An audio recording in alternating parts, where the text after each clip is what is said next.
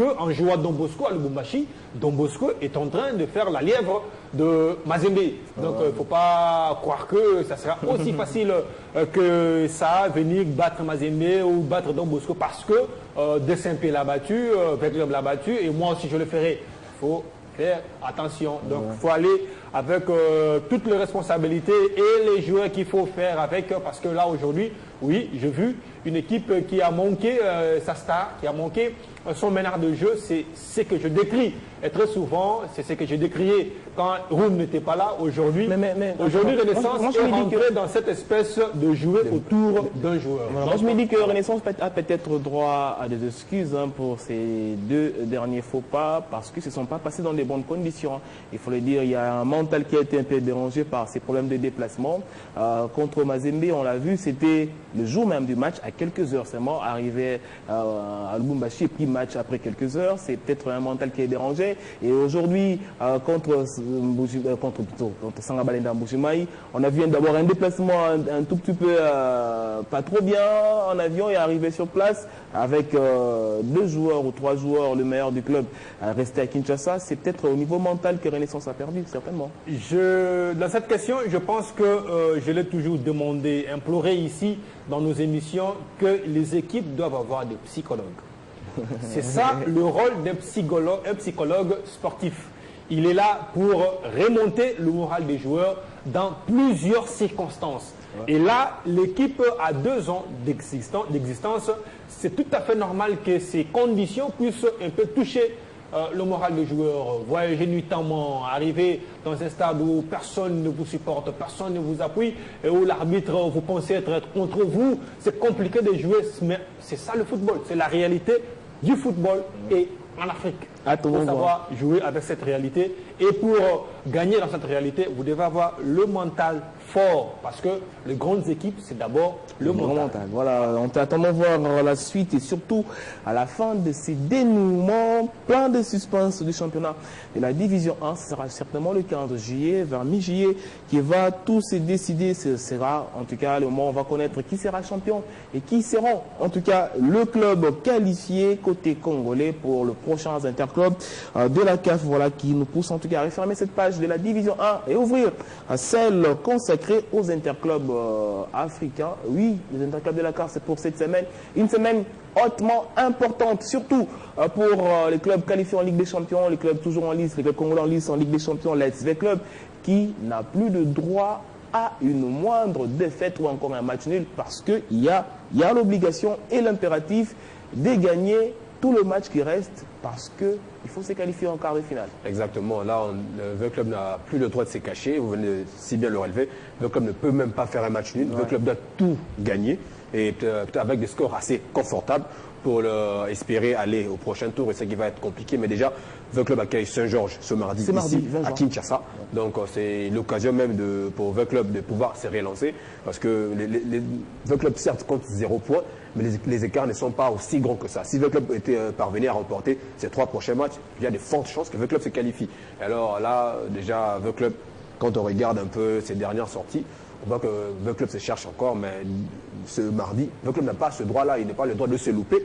Le club n'a pas le droit de concéder un match nul. Le club doit s'imposer et bien s'imposer.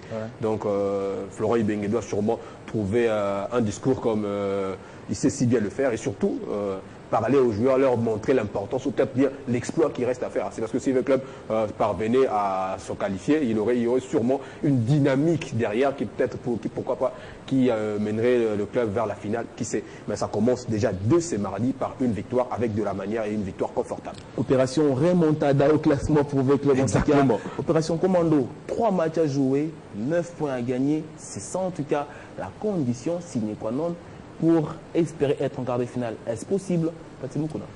C'est possible parce que le football, mais pragmatisme oblige.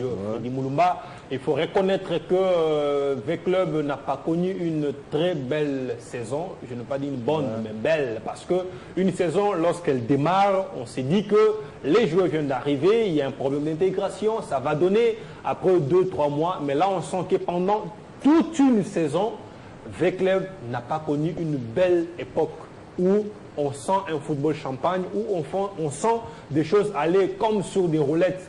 À chaque fois, ça évolue en dents de scie.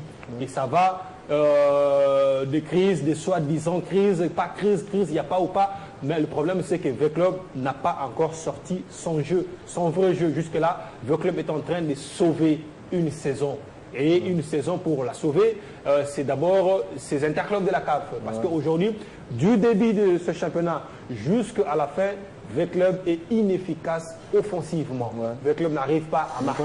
En dépit de cette multinationale qui existe dans V-Club avec des attaquants que V-Club a fait venir, mais je vous dis, il y a un problème d'efficacité de la défense. Et à un certain moment, il y a vraiment une inefficacité au niveau du gardien de but. Et V-Club a trouvé la solution, c'est de faire revenir le Congo Mongamal, qui pourtant était là depuis le début de la saison.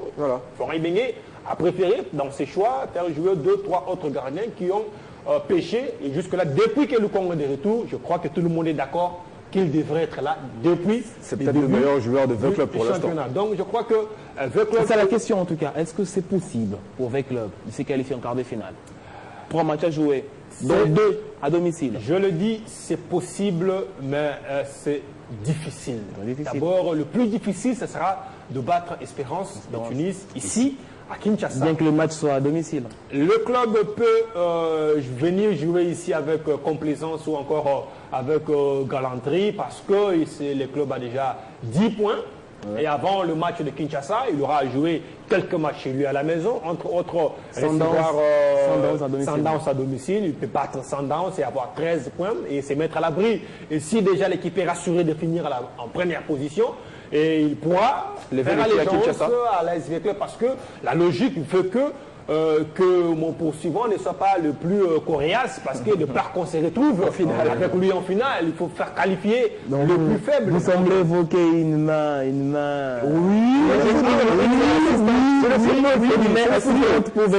S'il faut que l'Espérance fasse un choix entre V-Club et Mamelodi, je vous dis, en fermant les yeux, Espérance choisira V-Club. Donc vous êtes déjà dans l'hypothèse que V-Club est déjà gagné son match contre Espérance. Voilà. Mais est-ce que pour les deux autres, ça sera facile? En tout cas, Et puis surtout un déplacement en Afrique du Sud. Tout est facile si seulement Florent Ibenge arrive à trouver la recette qui fait jouer son attaque. C'est ça la recette. V-Club ne marque pas. Parce que V-Club ne marque pas. Ça, c'est une évidence. On peut bien vouloir marquer, on peut bien vouloir se qualifier. V-Club peut marquer autant de buts seulement si, permettez-moi la tautologie, ces attaquants arrivent à marquer. Ou encore moins, ces joueurs, parce que même les défenseurs peuvent marquer. Mais a priori, c'est le travail des attaquants. Or, les attaquants aujourd'hui, on sent que ça grince. Ça ne vient pas encore. Alors, c'est à Florent Ibenge, et même au-delà de Florent Ibenge, l'extra sportif, pour que on puisse trouver la solution. Voilà, on va attendre voir, en tout cas avec beaucoup trop d'attention, à quoi va ressembler cette opération commando pour V-Club qui, il faut le rappeler, a droit ou bien a besoin de faire une remontada dans les classements et lui qui n'a que 0 points, il veut se qualifier en quart de finale. La condition est simple, gagner les 3 matchs qui restent pour avoir 9 points espérés. C'est qualifié en tout cas en ces quarts de finale de la Ligue des Champions et on passe rapidement à l'autre club congolais qui est en interclub cette année. C'est le tout-puissant Mazembe. Là, c'est un peu beaucoup plus passable pour Mazembe qui est bien que en situation de Xeko avec ses poursuivants, ses concurrents directs. Mazembe peut encore espérer être de la partie pour le prochain tour. Mazembe peut espérer être de la partie lors du prochain tour, mais déjà, ce match retour se jouera en Afrique du Sud, quand on a vu que à Lubumbashi, Supersport a posé des problèmes à Mazembe qui a amené les visiteurs ont égalisé et ont même chicoté. Je ne sais pas, c'est devenu une manie de tous ceux qui jouent contre nous de venir chicoter ici. Donc Mazembe a là une occasion de frapper un grand coup une fois pour toutes, d'assommer la concurrence. Si Mazembe remportait déjà ce match en Afrique du Sud, Mazembe s'ouvrirait la voie vers une qualification assez aisée, mais tout se passera lors des 90 minutes de ce mardi. Donc opération aussi commando, il faut se le dire, bien que c'est aussi une opération commando pour Mazembe qui doit ramener au moins un point pour pouvoir s'assurer une place lors des prochains tours. Donc, on le sait que Mazembe avait, depuis le début, on savait que Mazembe avait un groupe à sa portée, avec des clubs qui ne sont pas trop top niveau, mais sa progression a peut-être dérangé les choses. Hein. Quand on joue avec Oroya, on joue avec Mounana, encore Supersport, on se devait en tout cas d'avoir le maximum de points. Ce qui n'est pas le cas aujourd'hui. À 3 journées de la fin, Mazembe se tient à 5 points. J'ai comme l'impression que Mazembe joue joue par inertie. Voilà, c'est ce que je voulais dire. Ça veut dire que... on a affaire à un professeur de français aujourd'hui. Mazembe joue par inertie. Ça veut dire qu'à un certain moment, la machine ne tourne plus. Ouais. Mais parce qu'il y avait mouvement, parce que Mazembe est champion, on sent que le mouvement continue. Voilà. Moi, je pense que c'est à mettre dans le compte de l'expérience. Mazembe joue beaucoup, a joué l'Afrique. Mazembe joue l'Afrique. Mazembe est champion de tenant du titre. Mazembe connaît un peu cette formule-là. Quelquefois, au moment où Mazembe en manque et dans l'inertie, eh bien, c'est cette expérience-là qui surgit et qui permet à Mazembe de continuer le mouvement. Dans la question, est-ce que c'est possible pour Mazembe, quand on regarde les calendriers, il y a 2 matchs à jouer à l'extérieur et un match à domicile. Est-ce que c'est possible de se qualifier? Oui, c'est possible. D'autant plus que d'abord, il faut commencer par ce match contre Supersport en déplacement. Depuis un certain temps, Mazembe ne ramène plus de victoires. Ne se déplace pas bien. Oui, effectivement, Mazembe ramène beaucoup plus de matchs nuls de l'extérieur que de victoires. C'est ce que je dis. Maintenant, c'est par inertie, parce qu'on sent que la machine ne tourne plus avec son régime qu'on connaît d'elle. Et puis après, il fallait, ici, à Kinshasa, évidemment, faire l'essentiel avec Oroya ou encore Mounana. Mounana qui, depuis, devient distributeur de points, parce que Mazembe l'a battu, les autres l'ont battu. Donc, c'est un peu plus facile avec Mounana. Et dès que c'est facile avec... si Mazembe ramène un nul avec Supersport, il fait une victoire ici avec plus 4 points, et les 5, ça fait 9. C'est déjà beaucoup pour se qualifier dans ce deuxième tour, d'autant plus que cette compétition n'est pas à la taille de Mazembe. Mazembe est plus grand que la Coupe de la Confédération qui est plus petit. Donc c'est une petite coupe qui n'a pas la taille de Mazembe. Donc lorsque Mazembe est en Coupe de la Confédération, il n'a pour objectif que de gagner. Vous semblez dire que Mazembe ressemble un peu à une baleine qui nage dans une piscine. Effectivement. Alors, est-ce qu'on peut espérer qualification Mazembe 70%, oui. 70%, oui. En tout cas, on va essayer de voir également le comportement de Mazembe dans cette Coupe de la Confédération. Le souhait est que les 2 clubs congolais puissent être des quarts de finale. Attendons voir à l'issue de ces 3 dernières journées importantes et décisives, on le rappelle, pour 20 clubs et pour le tout-puissant Mazembe. On va refermer cette page et puis, avant d'attendre la Coupe de la Confédération, petite transition pour la Coupe du Congo où il y a un club quinois, le FCMK, qui vise gros après avoir fait gros par le passé, remporté en tout cas la coupe du Congo et vise en tout cas encore plus gros cette saison. La Coupe du Congo organisée par la FECOFA qui va intervenir au Maniema, plus précisément à Kindu. La date, c'est à l'organisateur de nous fixer, d'autant plus qu'il y a ces prolongements jusqu'au 15 juillet. Figurez-vous que nous sommes le 18 juillet et je me dis, si toutes les équipes du 18 juin, si toutes les équipes doivent faire le déplacement avec la difficulté qu'il y a pour attraper une place dans un avion, donc figurez-vous que jusqu'au 20-25, il n'y aura pas encore de Coupe du Congo. Là, c'est du côté organisation. Maintenant, venons-en aux ambitions des équipes. Oui, ils ont droit d'espérer, d'autant plus qu'ils sont déjà 2 fois champions, MK, dans cette compétition. Ils ont déjà goûté aux interclubs de la CAF. L'équipe n'a pas bien presté à la division 1 et veut revenir.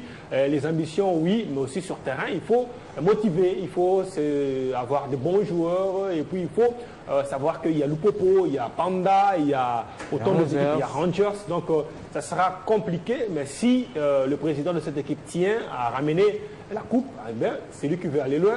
Mais là, justement, le président qui a été en tout cas optimiste, on l'a approché et qui croit en tout cas aux chances de qualification, pourquoi pas, de remporter le titre de son club à la Coupe du Congo. On l'écoute.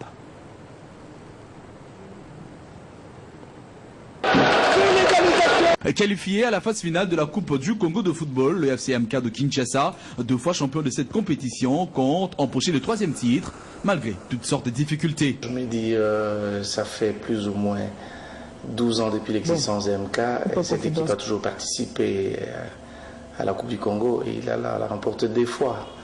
Cette fois-ci, nous voulons aller encore pour éviter l'exploit. C'est ça la chose la plus importante que le staff technique est en train de faire pour la préparation de cette phase finale à Kindu. Donc pour nous, nous sommes en train de dire que nous sommes capables de le faire. Pour revenir sur la scène continentale. Et aujourd'hui, ce qui est important pour nous, c'est de pouvoir aller en Afrique par tous les chemins possibles, on va se retrouver, que ce soit la Coupe du Congo, que ce soit la 3e, parce que les gens ont toujours ignoré que le 3e club du championnat national de foot accompagne le club qui est champion de la Coupe du Congo. Donc, c'est qu'on peut partir d'un côté comme de l'autre, mais on retrouve que les chemins de l'Afrique. Ce qui nous importe, c'est ça.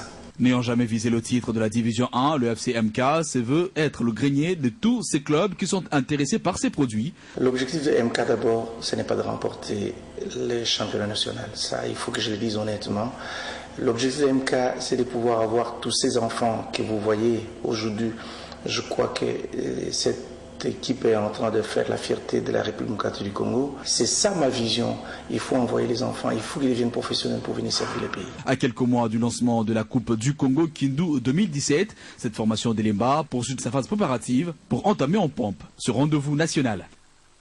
Oui, ce rendez-vous national, comme on l'a dit, qui sera aussi de haute portée assez relevée. Pour la première fois, il y aura des clubs de grandes envergures comme Popo, encore Rangers, qui vont se battre. Ça veut dire que la Coupe du Congo, saison 2017, aura une très bonne saveur. On va suivre tout de très près. Alors, on en vient maintenant à la Coupe de la Confédération. Ça, c'est sur le plan mondial. La Coupe de la Confédération, on le dit, on le sait, c'est une sorte de compétition qui réunit le champion des différentes confédérations membres de la FIFA. Donc ça veut dire le champion de chaque continent, en plus de l'équipe qui va organiser le prochain mondial, en l'occurrence pour les cas d'espèce, la Russie en 2018. Mais avant cela, c'est la grande compétition, c'est la grande messe, la grande répétition avant d'arriver au mondial. Et la Coupe de la Confédération a déjà débuté depuis samedi. Ça s'annonce déjà très bien. Oh, pas mal. Bon, la plupart des équipes qualifiées pour cette compétition sont quand même arrivées, ont laissé leur star peut-être à la maison, quand on sait que... Surtout que c'est les vacances. Ce sont les vacances. Carrément, on revient d'une saison assez pleine. La Russie s'est vraiment exprimée quant à la liste de l'Allemagne. Et la Russie, la fédération russe a déclaré que l'Allemagne a manqué de respect à cette compétition parce que la Mannschaft a laissé le gros de ses cadres à la maison. Donc ça va être une compétition quand même assez bonne parce que c'est une répétition générale par rapport à la prochaine Coupe du Monde. Pour preuve, le Portugal y est allé avec son armada, Cristiano Ronaldo, André Silva, et le représentant africain aussi, le Cameroun, il va aussi pour faire quelque chose. Là, le Chili aussi, vainqueur de la Copa, est là. Donc, voilà, ça va être quand même une compétition. La Nouvelle-Zélande, l'Australie. Ça va être une compétition assez agréable à voir et déjà on pourra déceler les stars de la prochaine Coupe du Monde. Alors à quoi ça va ressembler? On va quand même regarder cet élément concocté par Patient Tchaba avant bien sûr le début de la Coupe de la Confédération, c'était vendredi. C'est un rendez-vous de tous les 4 ans, la Coupe de la Confédération de la FIFA. 8 pays, dont 6 champions des compétitions continentales y prennent part, et l'Allemagne, champion du monde. Moscou, capitale de la fédération russe, va accueillir le premier match du tournoi. Celui-ci mettra aux prises la Russie, pays organisateur du mondial 2018 à la Nouvelle-Zélande pour le compte du groupe A. Les représentants africains, les inadoptables du Cameroun, entreront en lice le dimanche 18 juin prochain face à la Rora chilienne, vainqueur de la Copa América. Avant d'affronter l'Australie en match comptant pour la 2e journée le 22 juin, puis disputer le match de la 3e journée, très capital pour la bande à Basselgog face à la Mannschaft allemande le 25 juin. Un sacre de Lions indoptables à cette conférence des nations sera une première pour l'Afrique. Et la bande, à Jérémy Moukanjo, regroupée depuis le mois de mai dernier, pense réaliser cet exploit pour essuyer le visage du Cameroun, rempli de larmes depuis le mondial Brésil 2014.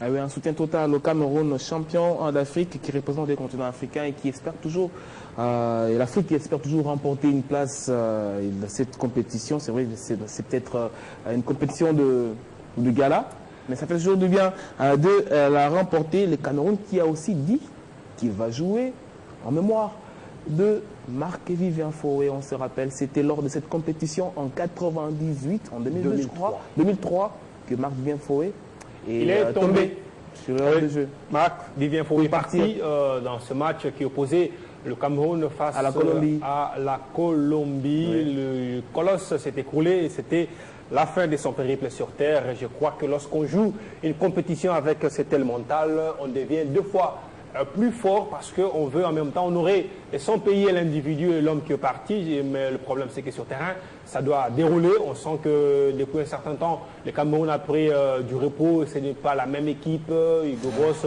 a eu quelques démêlés avec la fédération. Et puis, ils sont revenus dans de bons sentiments. Lui qui voulait partir en Afrique du Sud, et puis il est revenu. Donc, je crois que tout ça appartient au passé. Et pour cette compétition en face, il faut voir. Il y a le Chili, le Portugal, il y a tout ce monde-là. Donc, cette compétition nous servira d'un avant-papier pour voir ce qui va être réellement l'organisation. Parce qu'en juin prochain, il y aura la Coupe du Monde. On va voir le stade, le froid, tout ce que la Russie a promis. Dans cette Coupe du Monde, si la fédération a tenu sa promesse. Voilà, donc rendez-vous déjà pour le Cameroun. On ira là-bas faire du film en Russie, à Moscou plus précisément. C'est l'espoir des Léopards de la RDC qui veulent bien répondre aussi la Coupe du Monde en 2018. Donc, rendez-vous donc pour les Cameroun aujourd'hui pour jouer contre les Chili. Alors, avant de terminer, peut-être un dernier mot du basket avec les éliminatoires de la Faux Basketball. La RDC avait déjà gagné. La Centrafrique, c'était hier et aujourd'hui, c'est le match à retour. On espère que les Congolais vont s'est qualifié pour la phase finale de l'Afro Basketball. Alors voilà, qui met fin également à ces magazines. Merci à vous de l'avoir suivi. Merci à toute l'équipe technique de Oko, Clément Makabou, Dodi et Glody plutôt, je vais dire Glody, Matoula et bien sûr Dieudonné Massounda. Rendez-vous déjà demain pour les éditions de sport le matin et le soir. Et rendez-vous également le week-end prochain pour un nouveau numéro de Multisport. Sera bien sûr avec la rotation Patimoukouna. Gardez bien le programme et bien sûr bonne suite des programmes sur Télé 50.